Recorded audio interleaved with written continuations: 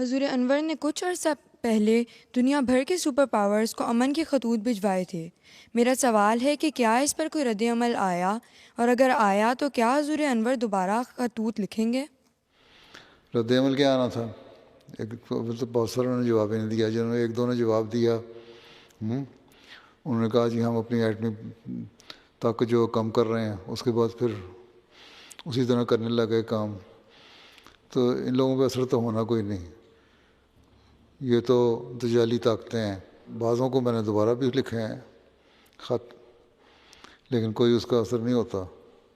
ہمارا کام سمجھانا ہے، کو سمجھ جائے تو اچھی بات ہے، نہیں سمجھیں گے تو پھر جنگ عظیم ہوگی، تباہیاں ہوں گی، اور اس میں یہ لوگ بھی تباہ ہوں گے۔ یہ ان کا خیال غلط ہے کہ ہم بچ جائیں گے۔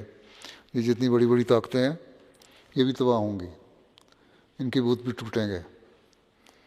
اور جب یہ ہوگا تو پھر ان کو پتہ لگے گا کہ ہاں ہمیں خدا تعالیٰ کی باتیں ماننی چاہیے، جو ہمیں سمجھایا گیا تھا ہمیں اس کو سمجھنا چاہیے۔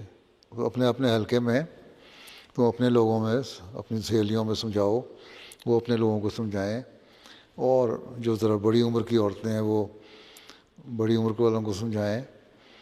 ہمارے اپنے ٹیچر سے ڈسکس کریں، ان کو بتاؤ۔ معیار کبیر کی ناصرات ہو تم لوگ، تو اپنے ٹیچروں سے بھی ڈسکس کر سکتی ہے، ان کو بتاؤ کہ کس طرح ہم امن قائم کر سکتے ہیں دنیا میں، نہیں تو بہت بڑی تباہی ہوگی۔